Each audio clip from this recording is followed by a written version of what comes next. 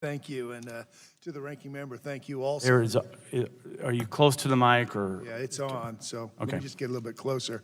I want to thank the committee also and for the diverse testimony that we heard already here, and very appreciative of the opportunity to be here with most of the colleagues of our delegation. I think it sends a pretty strong message. Having said that, Mr. Chairman, since 1987, Yucca Mountain's nuclear waste repository has been a thorn in Nevada's side. Due to political antics, not science, Nevada quickly moved to the federal government's #1 targeted location to permanently store all of the nation's nuclear waste. Our state has been fighting this misguided proposal ever since, and we're not finished.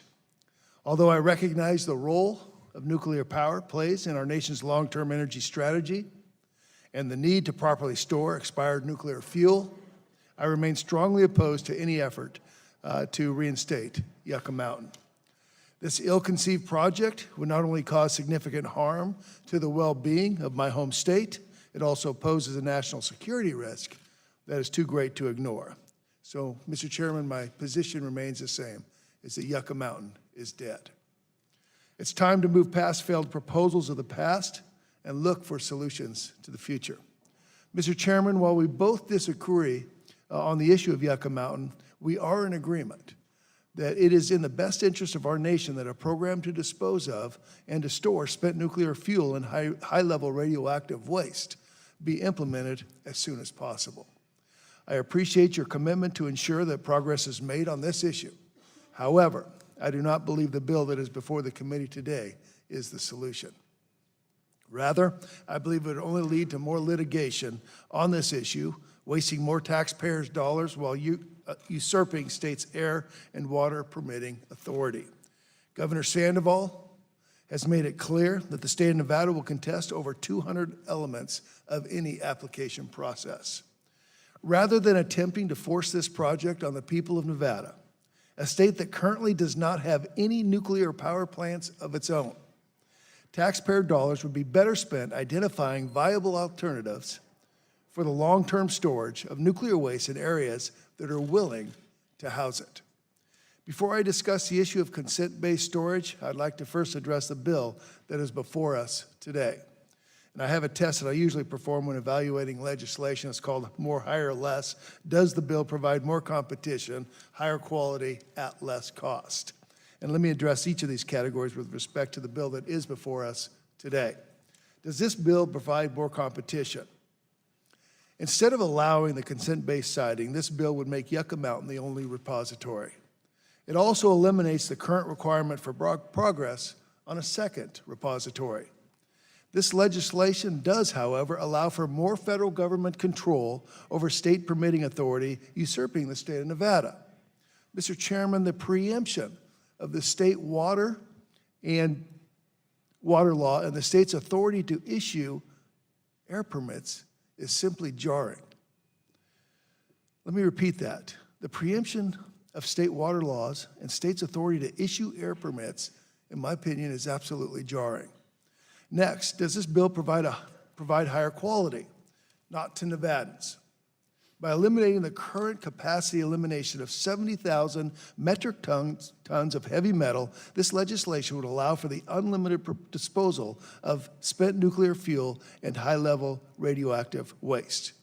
Furthermore, by allowing the EPA administrator to change the repository radiation protection standards before final licensing by the Nuclear Regulatory Commission, you run the risk of eroding standards that were put in place to protect public health.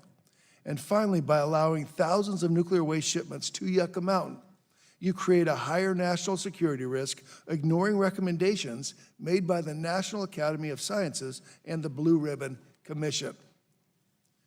Will this bill provide less cost?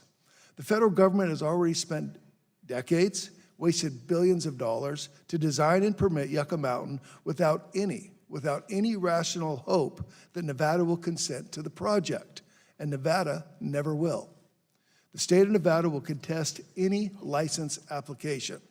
This means years of litigation while progress remains stalled on how to dispose of spent nuclear waste. But it doesn't have to be that way. I come to the table with a bipartisan solution, supported by members of my delegation that join us today. I want to thank Congresswoman Titus, Congressman Kewen, and Congresswoman Rosen for partnering with me to introduce the Nuclear Waste Informed Consent Act. Our legislation would allow for the construction of a nuclear waste repository only if the Secretary of Energy has a secure written consent from the governor of the host state, affected units of local government, and affected Indian tribes. This is consistent with the consent-based siting initiative to site waste storage and disposal facilities initiated by the Department of Energy in the late 2015. Identifying communities that are willing to host for long-term repositories rather than forcing it upon states is the only viable solution to our nation's nuclear waste problems. I encourage the subcommittee to focus its efforts on that worthwhile initiative. Failing to do so would just squander more time and resources that would be better spent pursuing viable solutions to this important public policy challenge. Mr. Chairman and Ranking Member Tonko, thank you again for the opportunity to appear before you, and I stand ready to partner with you to find a viable solution to this problem once and for all. We thank the gentleman.